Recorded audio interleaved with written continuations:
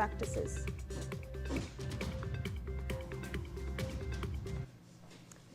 Now, when people hear the word Maoist, they often picture armed insurgents living deep inside forests, far removed from mainstream society. But in Raipur this week, that image was completely rewritten.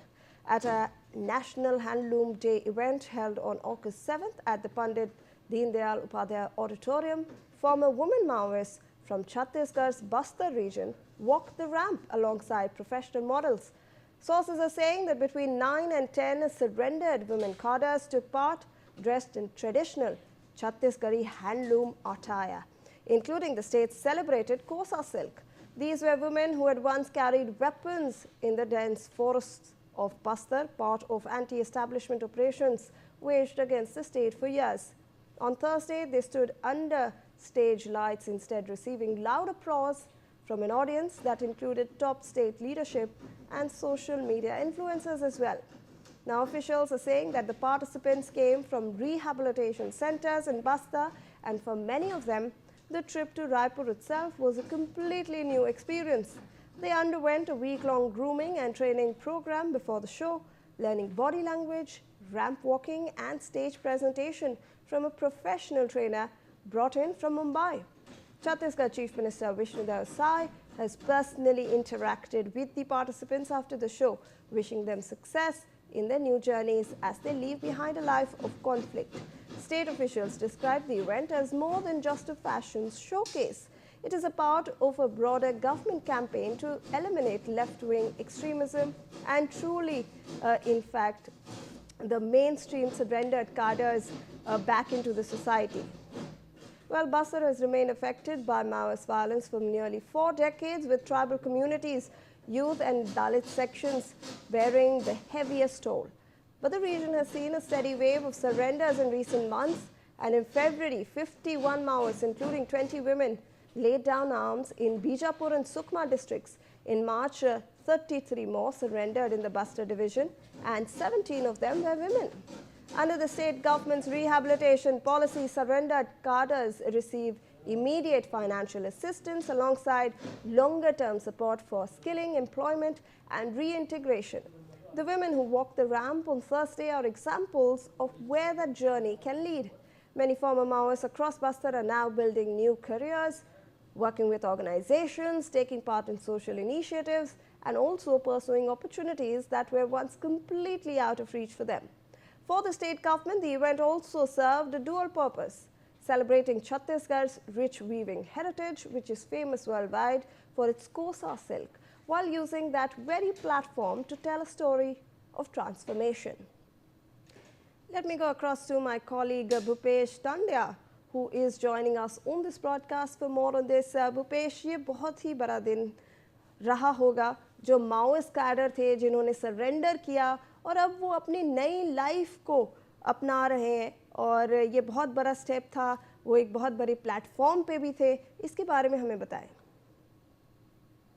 बिल्कुल, देखिए छत्तीसगढ़ में अब बहुत कुछ बदलने लगा है। जो नक्सली कभी हाथों में बंदूक लेकर चलते थे, वो अब छत्तीसगढ़ की पहचान को बाजार देने के लिए एक अलग तरह की मेहनत कर रहे हैं। बता दें कि नेशनल जो हैंडलूम डे के अवसर पर एक विशेष कार्यक्रम आयोजित किया गया था, और इस विशेष कार्यक्रम में रैंप वॉक करती नजर आई थी जो नक्सल प्रभावित क्षेत्र के जितनी भी युवतियां हैं, खासतौर पर जो बस्तर के जो कई पुनर्वासित महिला नक्सलियों ने रायपुर में जो रैंप वॉक का आयोजन किया गया था, और इसमें जो विशेष परिधान में अपनी प्रस्तुतिकरण उन्होंने करी है, जो रायपुर के दीनदयाल उपाध्याय ऑडिटोरियम में ये कार्यक्रम को आयोजित किया गया था, और उनका ये जो वीडियो है अभी सोशल मीडिया पर काफी छाया हुआ है। और आपको बता दें कि इन्हें हुनरमंद बनाने के लिए छत्तीसगढ़ सरकार कई तरह से काम कर रही है, और इसी में जो कुछ लोग हैं, भूपेश, आप हमारे साथ बने रहे, मैं वापस आऊंगी आपके पास।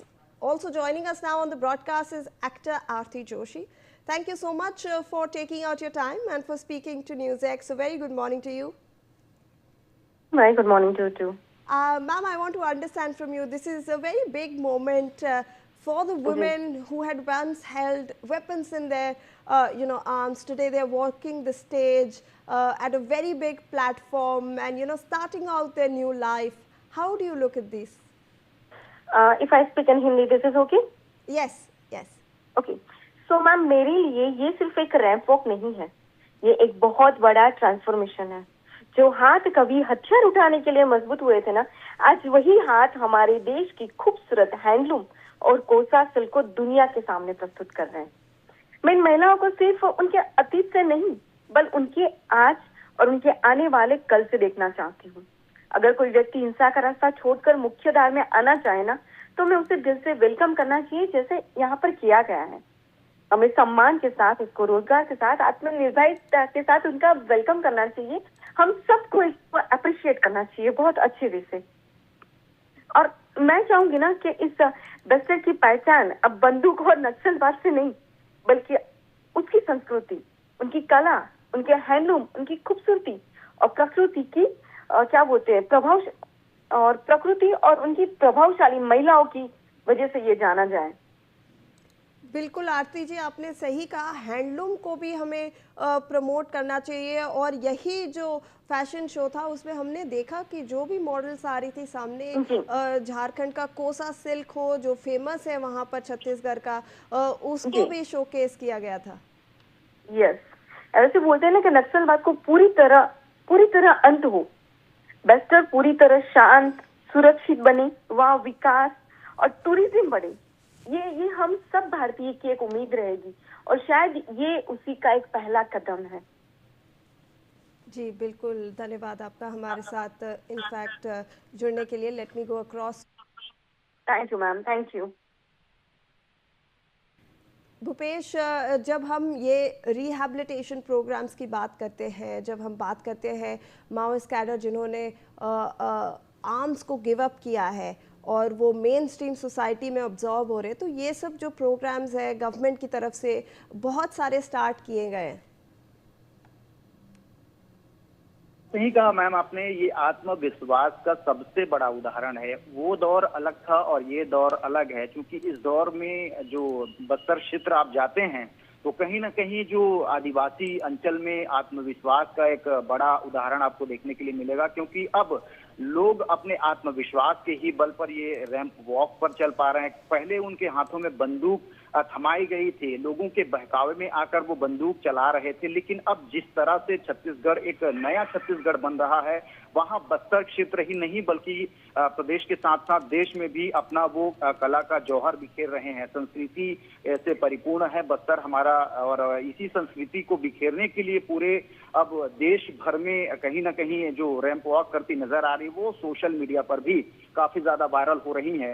इसको लेकर के छत्तीसगढ़ की सरकार ने भरपूर प्रयास किया है, और निश्चित तौर पर उनके प्रयास से खरा उतरता हुआ हमारा जो बस्तर के जो लोग हैं, हमारे बस्तर के जो लोग हैं, अब वो नजर आ रहे हैं। पुनर्वास करने की जो रणनीति है छत्तीसगढ़ सरकार की विशेष तौर पर रही है, केंद्र और राज्य सरकार का सीधे तौर पर फोकस उन पर रहा है, और यही वजह है कि अब हम नए बस्तर के रूप में अब देख रहे हैं। वहां बस्तर में माओइस्ट की नहीं बल्कि अब जो पर्यटन की ध्येय से अब देखा जाने लगा है, वहां की संस्कृति हो, वहां की धरा हो, इसको विशेष तौर पर अब देखा जाने लगा है। छत्तीसगढ़ में खासतौर पर जब भी अब लोग आएंगे तो निश्चित ही अब पर्यटन की दृष्टि से वहां अब देखने लगेंगे, और इसको लेकर के मुख्यमंत्री भी लगातार ये कहते हैं कि हमारा जो बस्तर है उसको पर्यटन ही नहीं बल्कि वहां की संस्कृति और वहां के लोगों की जिस प्रकार से व्यवहारशील है उसको देश भर में बिखेरने का जो कार्य है, क्योंकि खुद मुख्यमंत्री विष्णुदेव साय आदिवासी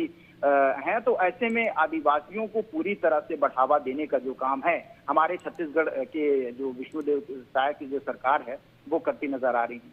मैम जी बिल्कुल, in fact let me also rope in Brinda Adhike, who is a women's rights activist. She will be joining us shortly into this conversation. But Bhupesh, मैं आपसे ये भी जानना चाहती हूँ कि हमने इस साल ही मार्च में 2026 में ये डिक्लेयर किया था कि ये अब लेफ्ट विंग एक्सट्रीमिज़म से फ्री है हमारा देश, और बहुत सारी जो इनिशिएटिव स्टार्ट हो रही थी, चाहे वो छत्तीसगढ़ सरकार से हो, चाहे वो सेंट्रल सरकार से हो, it includes education also. Education सबसे जो इम्पोर्टेंट और ज़रूरी चीज़ है, ये जो लोगों ने सरेंडर भी किया है उनके बच्चों के लिए भी।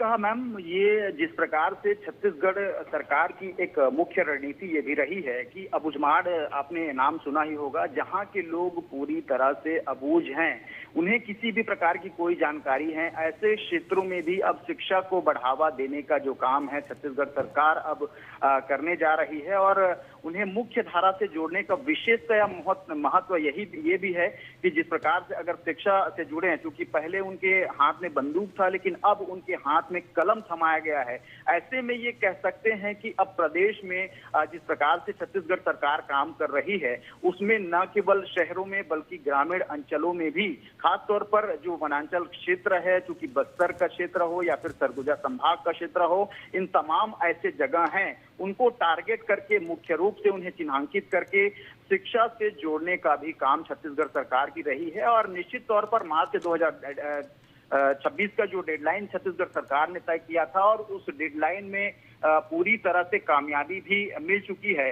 तो कहीं ना कहीं जो खासतौर पर खूनी लड़ाई करते थे अब वो पुनर्वासित हो चुके हैं और उन्हें छत्तीसगढ़ सरकार की जो विभिन्न तरह की योजनाएं हैं उस योजनाओं का भी लाभ उन्हें देने का जो वादा है वो किया है और निभाया भी जा रहा है।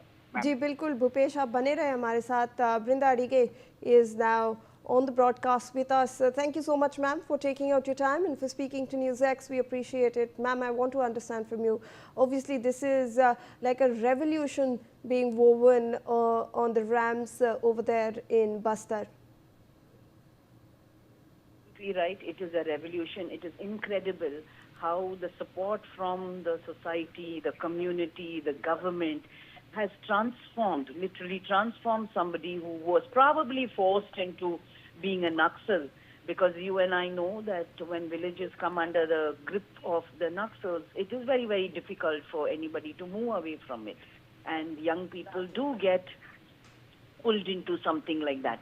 But to have made a choice and a decision that they want to come out to get educated, to have college education and walk the ramp is an absolutely fantastic transformation. And I do hope that other young people get similar opportunities and chances to transform their lives so that they can transform communities.